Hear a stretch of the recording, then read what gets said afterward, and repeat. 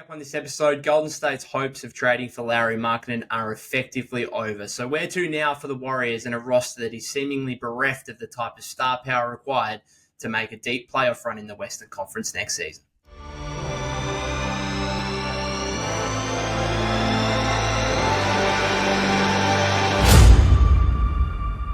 Welcome back to the Golden State with Mates podcast. It's just gone 11 a.m.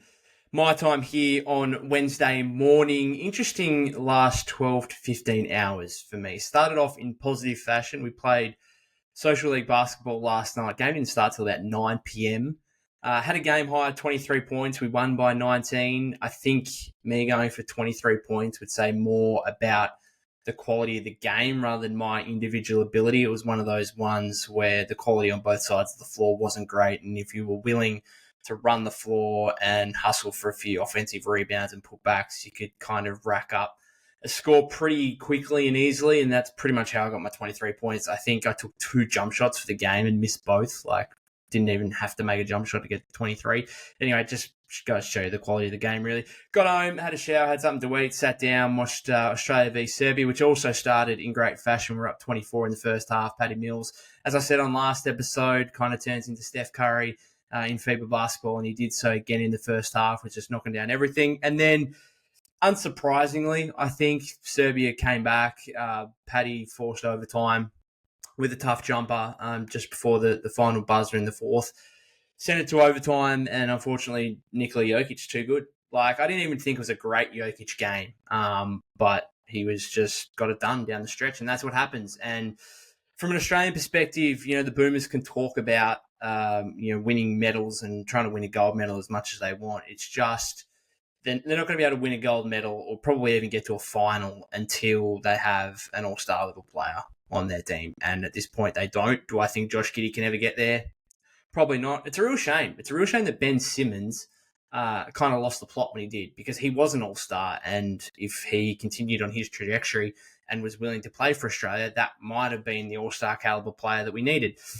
Unfortunately, that's not the case. And the other issue with not having Ben is that he should be in the prime of his career right now, as Australia kind of following the Warriors in a bit of a 2-timeline approach. Not that you necessarily get a choice with your national team, particularly when you don't have as much talent as other nations. So, a 35-year-old Paddy Mills, playing alongside a 21-year-old Josh Giddey as kind of the 2 best players. Jock Landale's still fairly young, obviously a little bit older.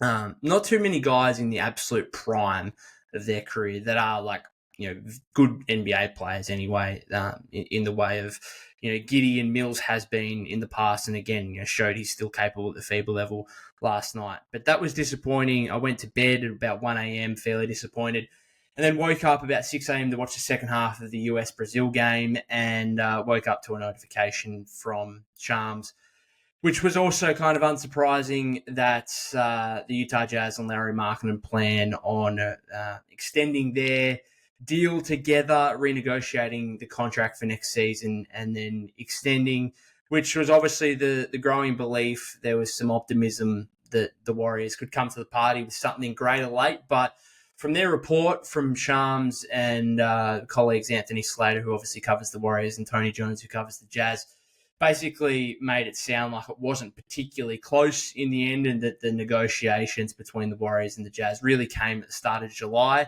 And from that point, it sounds like the Warriors didn't really up their offer at all. It was Moses Moody and a haul of future picks, and take it or leave it. There was clearly no willingness to put Pods in the deal. Kuminga was never truly part of it, which we understand for a while, given the extension eligibility that he has, and potentially commanding a big deal either this offseason or as a restricted free agent next offseason. So disappointing. It has to be said, disappointing, because the Warriors have now gone after 2 all-star caliber players in Paul George and Lauri Markkanen, knowing, I think they still know, they're going to say publicly in the media that they're more than comfortable and happy with this roster. But I think the fact that they went after PG and Lauri so heavily, particularly PG, and willing to pay a 34-year-old of a 4-year, $220 million contract extension, the fact they were willing to do that shows that they know that this isn't a championship roster by any means. And that ultimately is disappointing when you've got a 36-year-old Stephen Curry. And that's why I think at the end of the day, I was willing, if I was the Warriors, I would have been willing to put Pods in the deal, not for all the picks alongside it, but a couple of first rounders. And as I said on last episode, my high offer would have been Pods, Moody, GP2, and a couple of firsts, and see if the Jazz bite. And if they don't, then fair enough.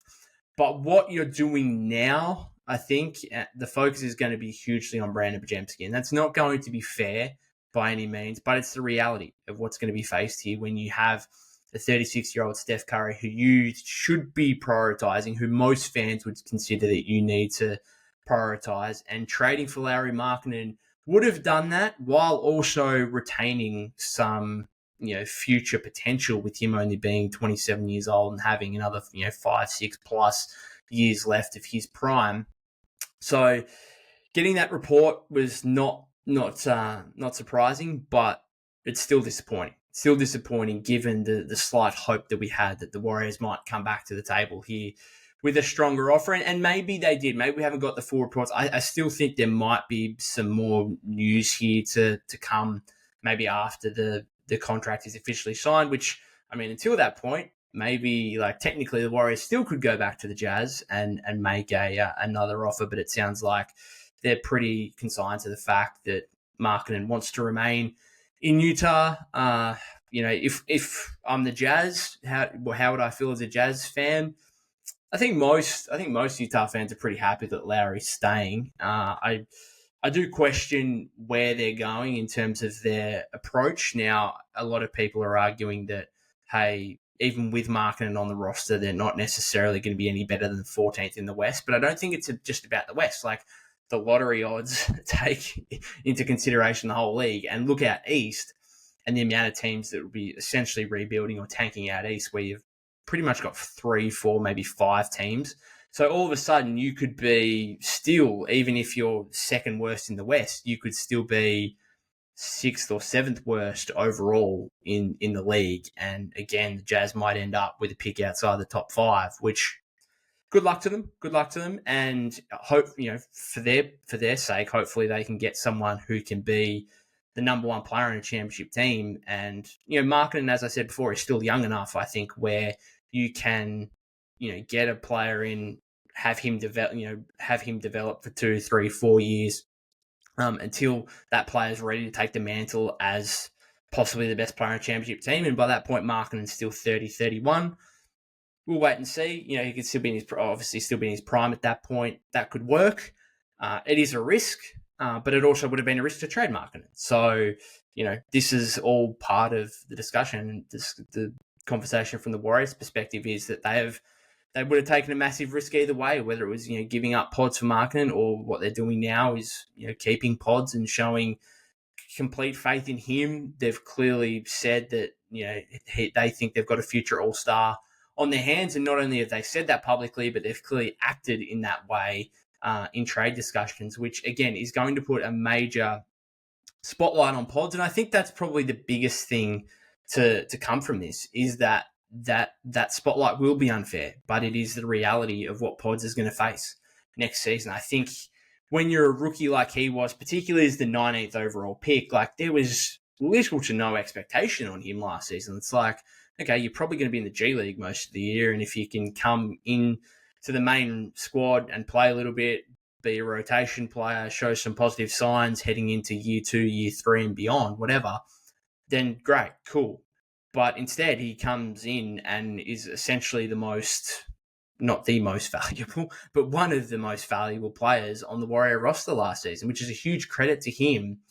But the expectations now are going to a whole new level, where not only has he and the team stated that he believes he can be a future All-Star in the league, but the timeline of that also has to try and align with Steph at 36 years old, really. And that's going to be the issue, is that this can't be a wait and see thing. This has to be straight away next season. You have to be one of the best players on the team, essentially. Is that realistic? I actually think it is. And What I would say is that if this doesn't work, if Pods doesn't develop into the type of player the Warriors clearly believe he can be in the way they've acted in these trade discussions, it's not going to be through a lack of effort or motivation. Because I don't think Steph said it. Steph has come out and said, he's like, I don't think I've played or with or against anyone who is as motivated and works as hard as this guy. Like, and that's full credit to him in the fact that he's got to this level where the Warriors aren't willing to give him up for Lauri Markkanen is a huge credit to him, right? From being a guy who barely played for Illinois in his freshman season to, being a good player for Santa Clara, developing himself into a first-round pick, and then what he was able to do for the Warriors in his rookie season. Like, he has broken through every expectation that's been placed upon him in the last couple of years. And it's why I do have some optimism that he could do so again. Now, again, it will be a whole new level, right?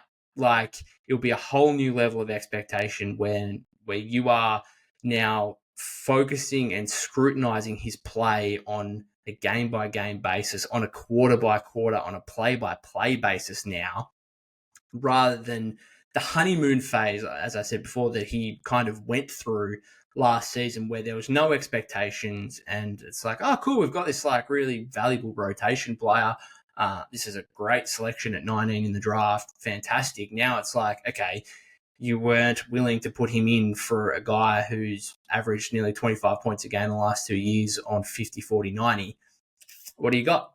What do you got? And again, that's unfair, I think, but it is the reality of what will happen. It's as simple as that. I will do it.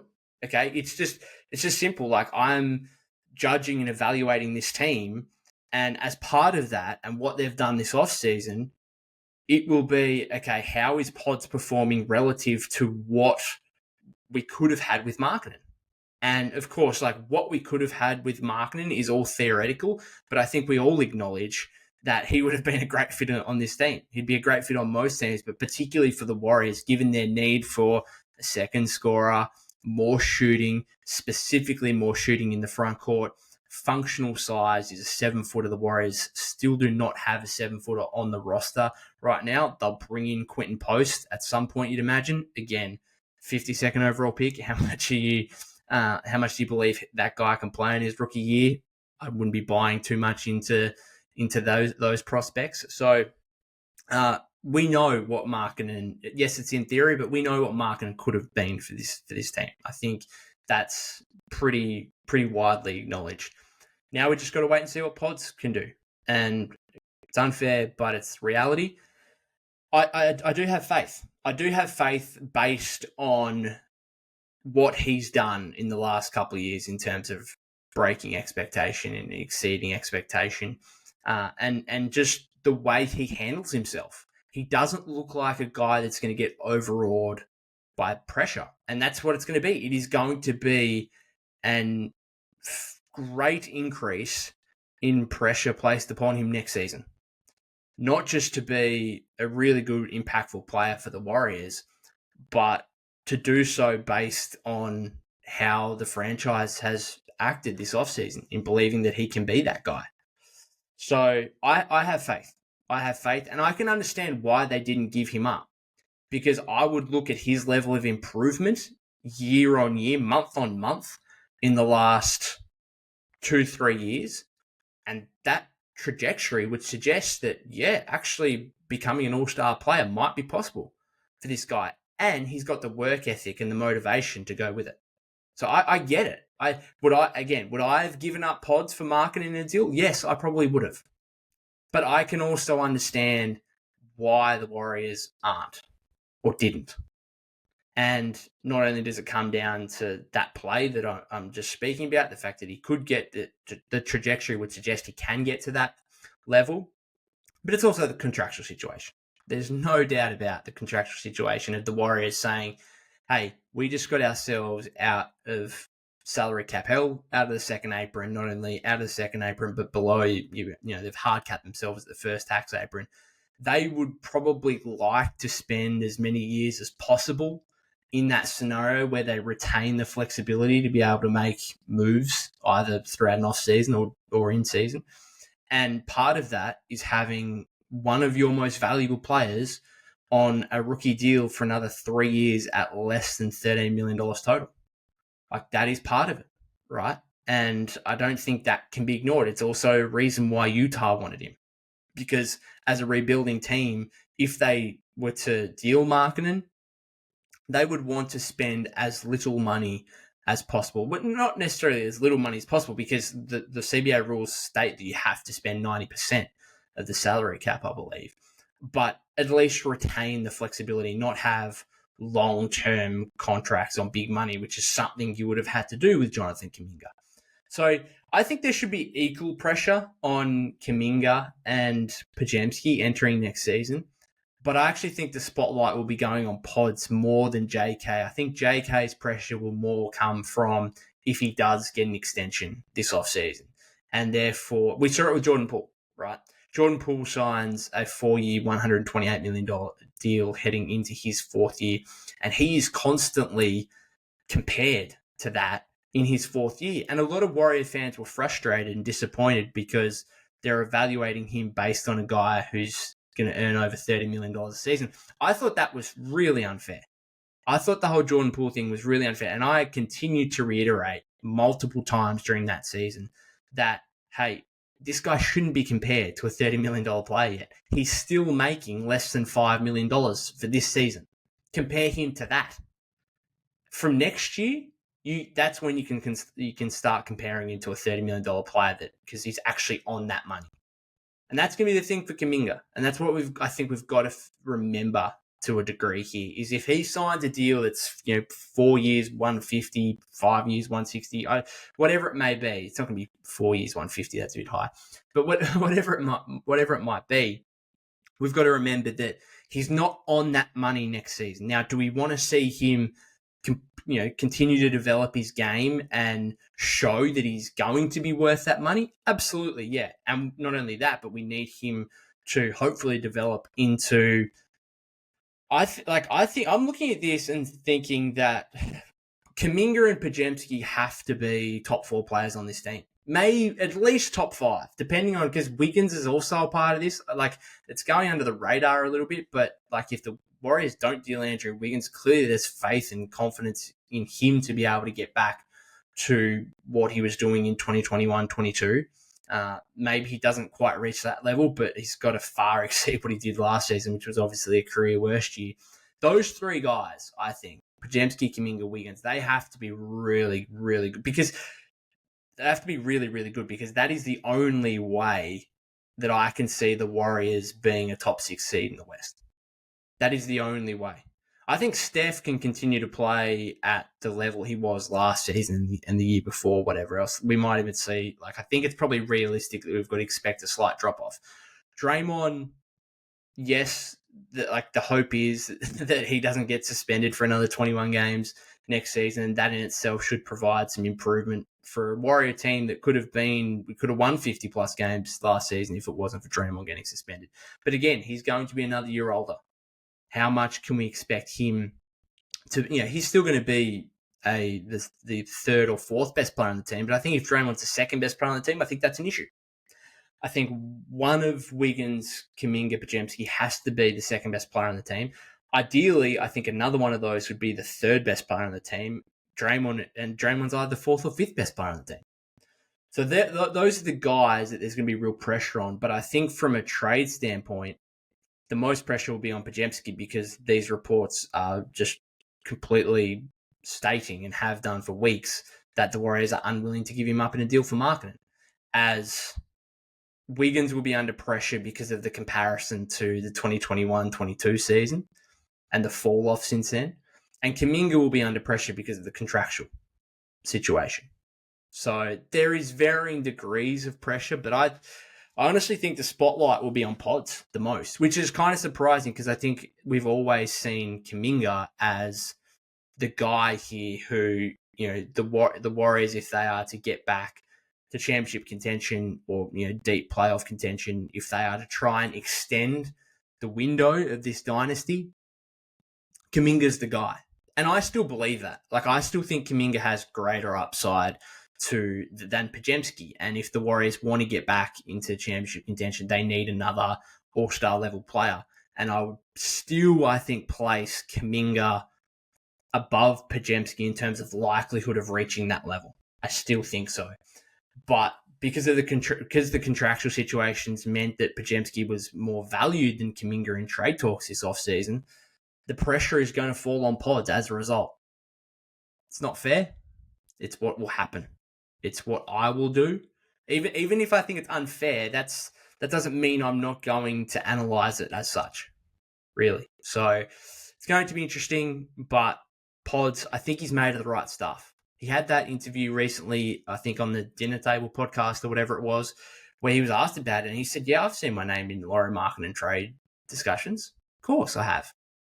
And he didn't shy away from it. In fact, he embraced it. And he said, I'll use that as a motivation to have a really good second year and to prove that, hey, this was a good decision not to trade me, to keep me around. He's not just shying away from it. He's embracing that as a level of motivation. And I just think he's made of the right stuff. And as I said before, if this doesn't work, if Pods doesn't get to the level that he and the Warriors expect, it's not going to be through a lack of trying. And I think that's the most important thing. And the other factor is as well that he impacts winning in a way that very few rookies do. You look at his box score numbers last season in terms of points, rebounds, assists per game. Rookies can do that. They get the opportunity. They can put up numbers, right? All these guys are talented. Basically, any player in the league, if they get the right opportunity, can put up numbers. Like, we're talking about the most talented guys in the world. But the biggest stat from last season, to me, was the fact that the Pods led the Warriors in cumulative plus-minus, plus 264 on the season. That is the biggest stat to me. That goes to show you that this guy doesn't just put up numbers. He does the little stuff that impacts winning that so many rookies and young players do not do. It's what we continually, I think, are critical of Kuminga for in terms of the rebounding and some of the hustle plays, the defense to a degree. I still think that's an element that Kuminga's got to bring to his game to prove himself as more of a contributor to winning rather than just this, talented offensive scorer. Pods showed last season he impacts winning in a considerable amount of ways, and overall was shown in the cumulative plus minus on the season. That's not a fluke. That's not, you can, plus minus is often a stat that people kind of think is useless to a degree. I think in game to game plus minus can be. Yeah, absolutely. It can be useless sometimes. But I think over the course of a season, generally things play out to suggest that the players that have the highest plus minus are the most impactful in winning. I don't think there's any secret to that. Now, again, it can be different on a game-by-game basis, but overall, Brandin Podziemski has clearly proven in his rookie season that he is one of the most valuable players on the Warriors in terms of winning, and that's ultimately what you want to do. You're trying to win, particularly with a 36-year-old Steph Curry. The other thing I wanted to talk about, and I'm going to speak about this more in future episodes, but the fact that the Warriors currently have no interest in Zach LaVine or Brandon Ingram, but they will be a bit more active on the trade market over the next couple of months than they otherwise would be in most August-September periods, which is really interesting because now they've missed out on Markkanen. There's still got to be an element of patience to this because, as I said before, the only way they can get back into championship contention is to have another all-star caliber player. And if that's not Kuminga or Podziemski in the short term, then clearly they're going to have to try and attract another one via trade.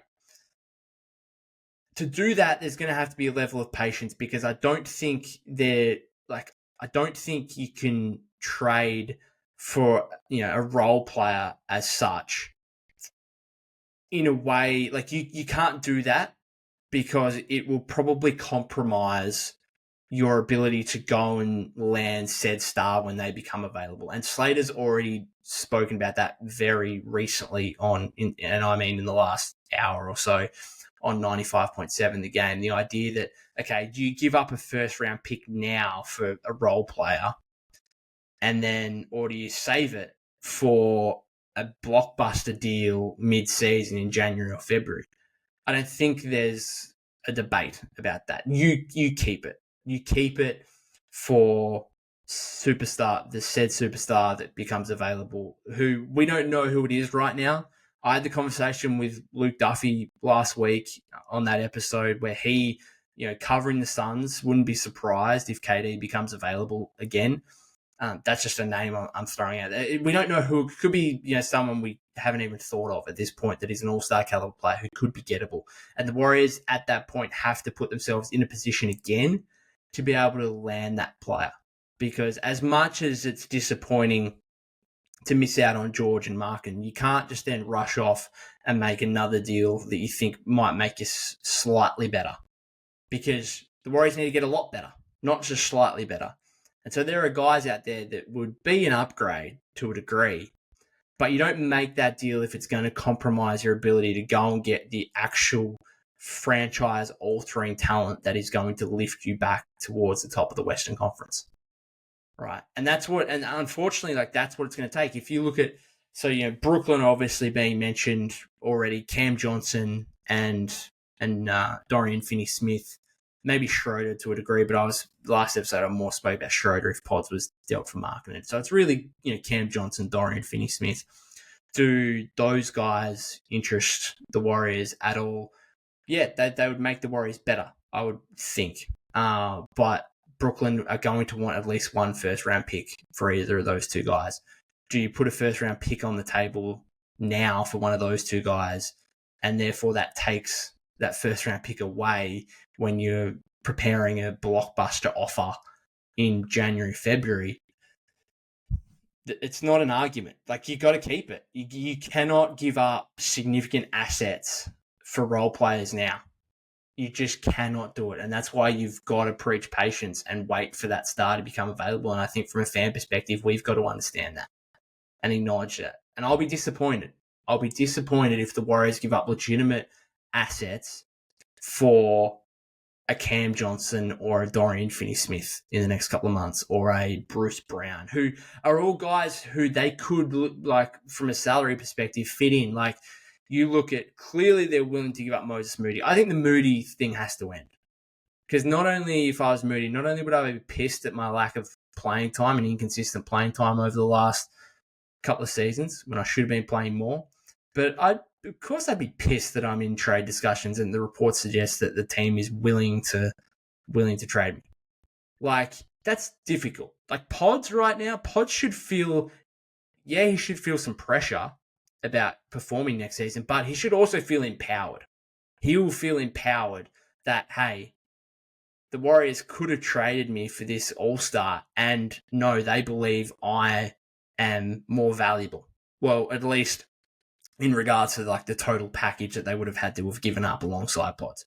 But Pods would feel empowered. The fact that Golden State were unwilling to include him in a Markkanen deal. Moody, on the other hand, how does he feel? How does he feel about his value to the franchise? I'd be pissed. I'd also understand that this is part and parcel of the NBA. This is what happens. I think he is mature enough to understand that.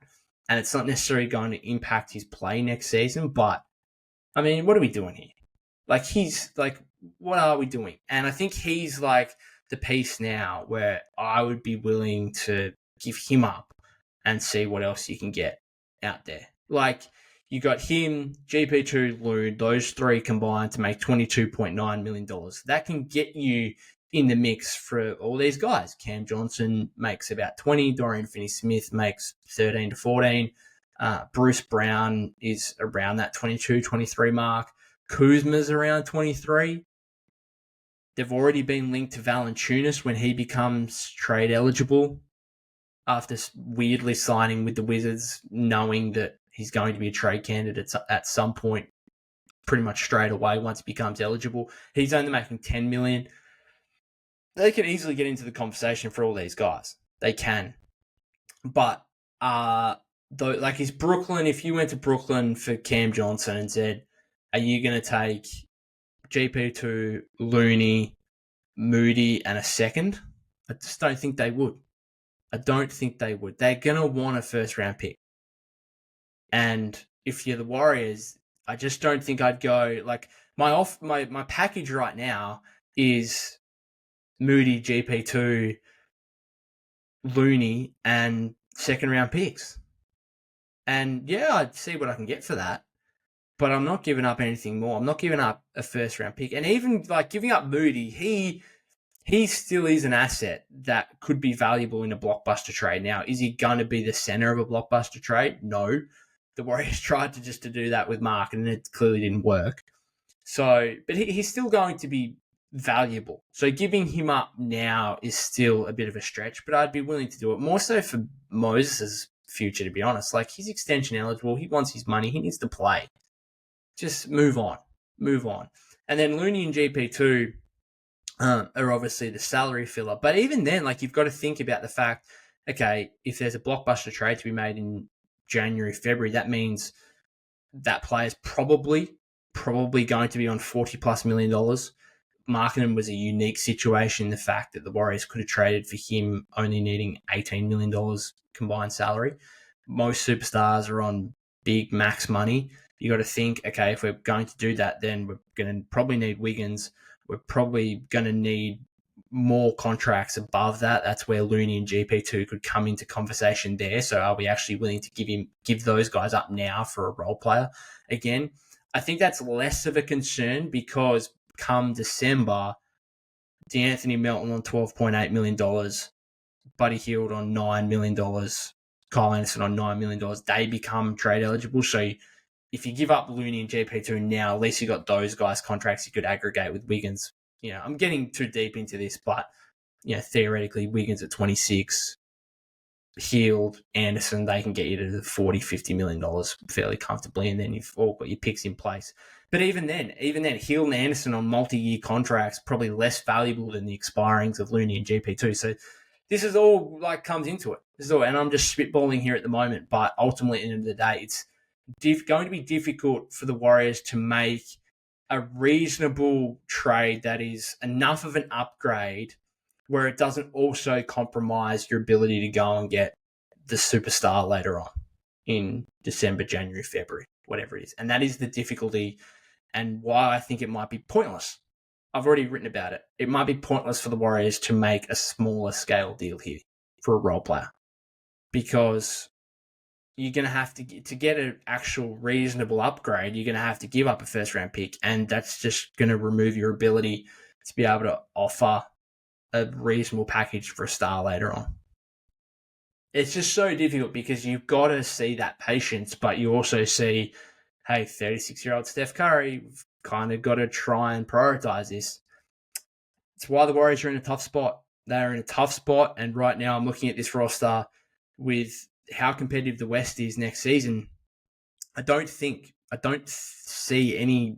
I mean, I can see a possible way. I just don't expect there to be an outcome where they're top 6 in the West next season. They need significant injury luck and health from. I mean, Steph just can't miss games next season.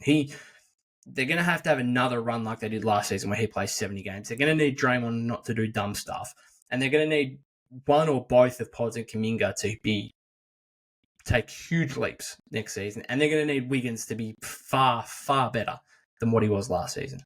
So anyway, there's plenty of the offseason to talk more about specific trade targets and specific trades in general that, you know, we can propose that rival teams may or may not think are reasonable. But other than that, let me know what you think of the market and news, anything about it, the Pod situation, how you're going to view and evaluate his play next season, whether you think it's fair or unfair that, you know, he's going to have so much pressure placed on him entering next season. If you haven't subscribed to the YouTube channel already, that would be greatly appreciated. You can follow me at POC252. That's POK252 on X/Twitter. And other than that, guys, I hope you enjoy the rest of your week, and I'll see you soon.